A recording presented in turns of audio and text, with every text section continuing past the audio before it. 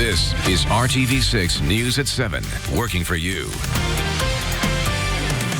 Good evening at 7 o'clock. I'm Mark Mullins. And I'm Amanda Starantino. A demand for answers tonight after the death of a 6-month-old baby girl on the east side. Derea Hill died on Friday. The coroner says she suffered multiple blunt force injuries, and her death has been ruled a homicide. Call 6 Investigates' Kara Kenny has learned the baby had recently been a part of the state's child welfare system. Christy Cundiff with the Indiana Foster and Adoptive Parents Resource and Advocacy Group says Derea Hill was removed from the home and has lived with the foster family. Cundiff wrote emails to the Department of Child Services, state lawmakers, and the governor's office back in September, concerned about the baby going back to live with her parents in what she called an unsafe living environment. She says no one responded to her email, and 3 months later, Derea was dead due to multiple blunt force injuries. The system is not working. We are failing children in our state. We are not doing 110% for these kids. And I appreciate the governor's goal to lower the infant mortality, and I know that he's working on that. But when we allow babies to go home to unsafe environments, we are putting them at risk. A makeshift memorial with stuffed animals has been set up here at the house where the baby died. We talked with a neighbor who says it was total chaos the night of the 27th. Neighbor Daisha Puckett says the baby's mother came banging on her door, blaming someone else, but we're not naming who because no one has been charged. The baby was unresponsive and just was changing colors, basically, not moving. No one has been arrested in the death of Derea Hill. Kara Kenny, RTV6. And in Indiana, the courts also play a vital role in placing children back in the home. However, Call 6 Investigates cannot get those records because a new law prevents the state from releasing records about a child death until the criminal case is finished. Call 6 Investigates reached out to the Department of Child Services, who provided the following statement, quote, "Unfortunately, Indiana confidentiality laws prohibit us from commenting on DCS involvement or lack thereof with a family," end quote. After an innocent man was killed during a police chase, Call 6 Investigates is hoping IMPD accountable for its policy when it comes to pursuing suspects. The Monday chase on the northeast side killed 64-year-old Indianapolis man Charles Alexander. He was in a vehicle hit by a suspect's car that crashed at the end of the chase with IMPD. Police believe the man they were chasing was wanted on a federal firearms charge. Police pursuit policies are meant to minimize the amount of risks in cases like this. Newly appointed Assistant Police Chief Chris Bailey calls the department's current policy liberal. During yesterday's police pursuit, an innocent bystander was killed. Do we know if there's any way to prevent that and if the police pursuit policy was followed? Yeah, I mean, I haven't taken a look at all those facts right now. Based on what I know, the officers would have been within the policy that we currently have. However, about a month ago, the policy was updated to make it more restrictive on when officers can chase suspects. IMPD says they are now in the process of training officers on that policy. The department is still investigating the chase and the crash. New tonight from Call 6 Investigates, a major setback for Washington Square Mall. 2 more anchor stores are planning to leave in January. Dick's Sporting Goods has posted a sign inside the store saying its last day of business is this Sunday, January 5th. An employee tells RTV6 that Burlington Coat Factory plans to move out sometime next month. This decision comes not long after new management took control of the mall in August. Cincinnati-based Durga Property LLC was hoping to turn things around. The property manager is telling people on social media that he is still committed to fixing the property. The company invested in improved lighting and added security. We're still waiting for responses from the corporate offices of Burlington and Dick's Sporting Goods. Tonight, health officials have a warning for you, especially if you're a parent, about a trend they're seeing with this year's flu. The Centers for Disease Control is reporting a surge in influenza B cases. Normally, they would not see that strain until the end of the season in March and April. Influenza B can have more mild symptoms than influenza A, but it's more dangerous to young children. The B strain caused the majority of child flu deaths in recent years. The CDC is reminding everyone that it's never too late to protect yourself by getting the flu vaccine. Well, RTV6 was ahead of the curve here, first telling you about the spike in reported flu cases Monday. We checked in with state health experts on why the flu shot may not be as effective, but how it could minimize your suffering if you do get sick. We also talked to Riley Hospital for Children about a checkpoint that they have in place to protect patients from the flu virus this year. We are taking a live look outside right now. It's 7:03 on the last day of 2019. We have a live look from our Pagoda camera looking at the Speedway. The lights are still out there, Kevin, but it's a little chilly outside. 5 hours until the new year, and our temperature, Amanda, locked in. We're at 33 degrees right now. When I say locked in, it hasn't changed much and won't change much between now and midnight. 33 in Lafayette, temperatures above freezing, anywhere basically south of Interstate 70. The wind finally starting to relax a bit. Now, it's still strong, west at 20 with gusts close to 30, but the overall trend will be for the wind to calm down a bit. This is what you should dress for, the teens. Feels like 19 when you factor in the wind. 22 in Indianapolis for a wind chill temperature, upper 20s to the south. Here are your headlines then for this evening. Steady temperatures, the wind calming just a bit. Skies will stay cloudy, but will be dry. That's the main key, dry roadways. As you look at the forecast as we approach midnight, temperatures right at freezing or a little below, with the wind still gusting around 20 miles per hour. Okay, our temperature trend with these wind chills in the teens starts to change during the day tomorrow. We'll talk about what to expect on New Year's Day coming up. The difference is I'm going to really be out there. I'm going to have those difficult conversations, but try to provide hope to those who need it. Well, the city is welcoming its new top cop. He's going to do things differently and believes his personal story has influenced him to be a grassroots officer. Indianapolis now has a new police chief who wants to use new tactics to end violence. After 3 years as leader, Brian Roach is handing over the chief position to longtime criminal investigator Randall Taylor, also known as Randy. Indianapolis Mayor Joe Hogsett made the announcement this morning. He says the long history of Taylor's dedication to the city speaks volumes to his fitness to be chief. And Taylor says he wants to put a bigger focus on being there for you, the people, in bad times and good, and says he can do that with his own personal experience. 1998, Fort Wayne, Indiana.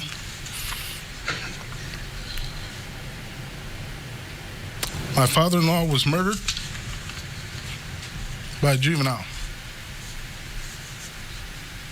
So trust me when I tell you, I understand what families go through when these kind of things happen here. Taylor says he wants to use his personal wisdom and empathy to help end the systematic problem of violence in our city. Chris Bailey will become Taylor's assistant chief. This is the 3rd Central Indiana Police Department to introduce a new leader this week alone. Nathan Sloan is now the Muncie police chief. He's been with the city for almost 2 decades, mainly as a detective, and takes over at a time of turmoil, including federal investigations over alleged police brutality. And the former deputy chief of police is stepping into the chief's role in Beech Grove. He's been with the department since 2002. Get ready to pony up more for the Pony Express. Shipping is about to cost more in 2020, while you should expect a bump in costs next. Plus, there is a town where people live a decade longer than the average American. Their secret to success and what religion could have to do with it. This is the news at 7 on RTV6.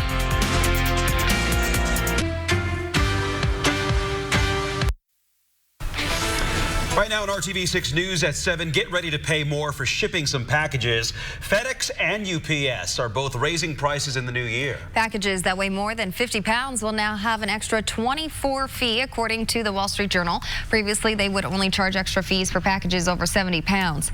UPS says overall, their prices are increasing by nearly 5%. A FedEx representative says their increases will help them maintain service expectations while meeting increased shipping demands. And we tend to pin down ways to change ourselves for the better at the start of the new year. And for most, it's usually health and wellness related. So we're working to help you stick to those goals. And one tip, write down your intentions. You can even keep a short daily journal. Fitness experts we talked to said that's one of the easiest ways to commit to the action happening. And those experts also say people tend to break their resolutions after a few months. They say the key to sticking to it is reminding yourself that change will not happen overnight, but patience can lead to success. Definitely going to take a lot longer than you think it might take. It could take twice as long. So, give yourself that grace and give yourself that time to really be aware of what's going to be happening and, be ready for that kind of journey as you go. And in order to be consistent, set reachable goals. For instance, set 2 to 3 workout days a week instead of 6. You can always add more workouts, but hitting your initial goal will help you feel more successful. And don't forget about the power of sleep and proper nutrition. Good tips there. Coming up, odds are you post your pet's photos on social media, but you could be making money if you're doing it the right way. The growing trend of pet influencers. That looks pretty cool. Well, yeah, there's a patient toad there, wasn't it? Temperatures over the next few days actually on a warming trend. Doesn't last all that long. We'll have details as we move into 2020. Sandals. This is RTV6 News at 7, working for you. So people in a town east of Los Angeles live 8 to 10 years longer than the average American. Their secret, well, Chris Stewart takes us to Loma Linda to find out. 6 mornings a week, you'll find Heinz Linzer in the gym doing this.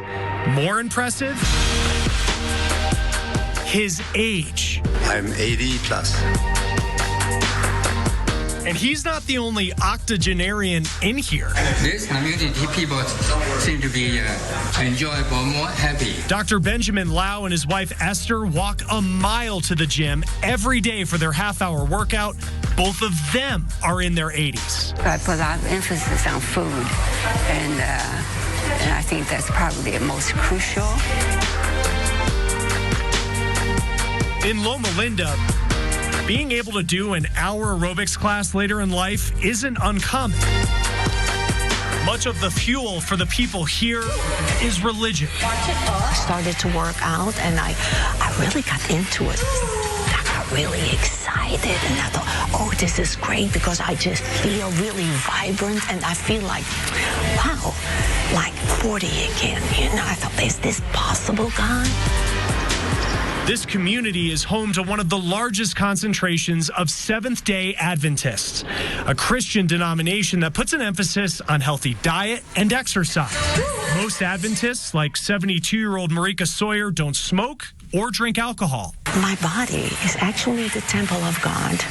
So therefore, whatever I put in, I want to keep it whole. Many also follow a vegetarian diet. So fruits, lots of vegetables. Actually, we grow a lot of our own vegetables, and so mostly unprocessed. 71-year-old Jackie Tucker is a lifelong vegetarian. My grandfather died at 60 with a heart attack. My father died at 73 with blood-related heart disease. So I know that exercise and the diet have made a difference. National Geographic named this community one of its 5 original blue zones, places across the globe where people are living longer and healthier lives. It becomes normal. It becomes a way of life for me not to come out and exercise.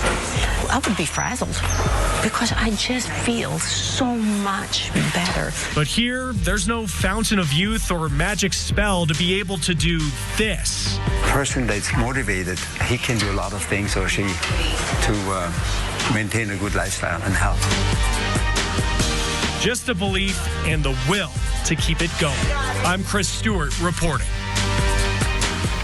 Good for them, staying active like that. I mean, I think the sunshine probably helps too. Right, when you're in California like that. That's one of my New Year's resolutions. Oh, goodness. I've got to work on the rest here. So you can't even see the whole. You've got a long list. He'll be working all night long. Well, I've only got until midnight, right? Is that one of the rules? You have to have it done beforehand? Have your list ready? Yeah. We want to know what they are in the 11 o'clock newscast, so you have some time. The problem is I'll blow it by the 3rd of January on most of them. One repeating or annual is that I won't eat anything out of the vending area. And that usually... Good luck with that. Exactly. Yeah. It hasn't worked over the last 30 years. To the east, the snow, that's moving away. We've got lots of clouds, but we're dry and will stay that way. As far as snow goes, this month we've had 7.5 inches, 7.6 to be exact. That's a little above average. We averaged just 6.9. And for the season, 10.4. No snow in the immediate forecast. Maybe Saturday, as cold air catches remaining moisture, we'll have some snow showers. Temperatures have been stuck in the low 30s all day. 32 is our low, 35 our high, and we're at 33 degrees right now in Indy. The forecast for our wind speeds generally dropping. These are the gusts. So finally our gusts will drop below 20 miles per hour as we go through the overnight. And as we make our way to midnight, 30 degrees, mostly cloudy skies. generally dry for the next 24 to 36 hours. It's Thursday that we'll begin to see our rain chances increase. A nice change for tomorrow, more sunshine. Noon, 38 and sunny. Afternoon temperatures tomorrow close to the mid-40s. That's above our average high of 37 for this time of year. The wind again will gust 20 miles per hour. Rain becomes the story Thursday and Friday. That's why we'll end the work week with another ½ to inch of rain the way we see it. Temperatures warmer. The warmer air will be drawn in with the moisture. There's your rainfall potential as we go through Friday night at 11. Then as we go to the weekend, the change. The colder air swings into the state. That will change any remaining moisture over to snow showers. Second half of the weekend will be dry. Early next week, generally dry with temperatures in the upper 30s to 40 degrees. Forecast then for tonight, dry this evening. Great day tomorrow, 44, partly to mostly sunny. Rain returns in the southern portion of the state first Thursday, then rain likely Thursday night and Friday for the rest of us. I'm going to take my list and a pencil because I may need to. Right. You've got some editing to do over exactly. there. Yeah. Thanks, Kevin. Well, half the fun of social media is the cute animal videos and pictures, and some of those animals are doing more than just entertaining us. They're getting famous and making a nice chunk of change along the way. Annie Taylor now with the story.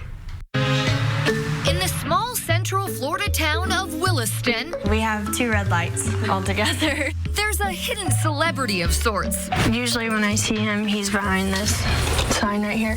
I saw him pretty frequently, like every day for a month, and I just thought it would be funny to take a picture of him on the little couch, and it went viral. Savannah Michaels' idea to snap a silly picture of a toad and post it on Facebook turned into an overnight hit. I didn't know if I wanted to make a whole other Instagram for a pet, and I did, and then it got 11,000 likes overnight. Toby isn't just a toad, he's a personality.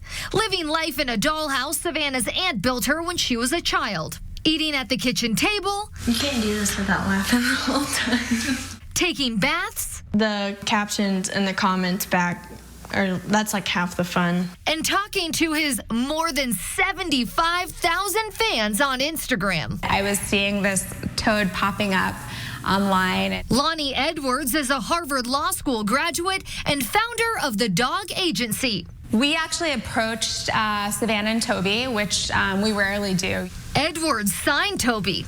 The voice she created, the content she was creating, the consistency, everything about it was literally like the case study on how to do this properly. Making him a pet influencer. Clients that we have that are around the 1 million follower range, that's kind of when they start doing it full time. Edwards says pet influencers make money collaborating with brands, making sponsored content. Someone with around 100,000 followers is getting anywhere from $1,000 to $2,000 per sponsored post. There's opportunities for merchandise, book deals, appearances, and more. This is Crown and Paw. You send them a picture of your pet, and then they will paint your pet into a picture. Toby's only been at it since the summer and already has a calendar and some other deals in the works. I feel like I could pretty much advertise for anything. Earning his keep while spreading joy. It's touching people more than I ever anticipated. I love this story. I love his little top hat and his scarf there. Quite the toad. And he's got a great home for a toad. Right. All right. Still ahead here on RTV6, an adorable New Year's celebration and things that you may not have known about this New Year's holiday. Plus, we'll check back in with Kevin on your New Year's forecast. That's next when the news continues here on RTV6. We're leaving you with a live look at New York City Times Square. Donate to Goodwill.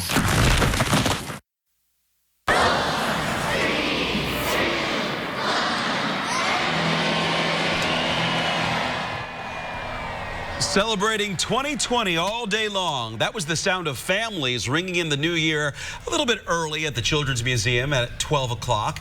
12 o'clock p.m. earlier today. The countdown to noon is an annual tradition that lets kids experience the excitement of counting down to the new year without keeping them up past bedtime. Always a nice thing. Well, it's about to officially be the 20s. Yeah, as we get ready for New Year's Day, here are some fun facts to start the decade off right. The earliest known New Year celebrations date back to 2000 BC in Mesopotamia. The Gregorian calendar is credited for marking January 1st as the new year. Other cultures use the autumn equinox or winter solstice. The first ball drop in Times Square was in 1907, and the original crystal ball weighed about half of what it does now at 700 pounds. Wow, amazing there. Tonight you can join the big countdown party right here on RTV6 tonight with Dick Clark's New Year's Rockin' Eve with Ryan Seacrest. You'll see him joined by Lucy Hale and other stars to help ring in 2020. K-pop sensation BTS will perform. Alanis Morissette and Sheryl Crow will also be there. The big show starts at 8 p.m. only on RTV6. We'll see you then.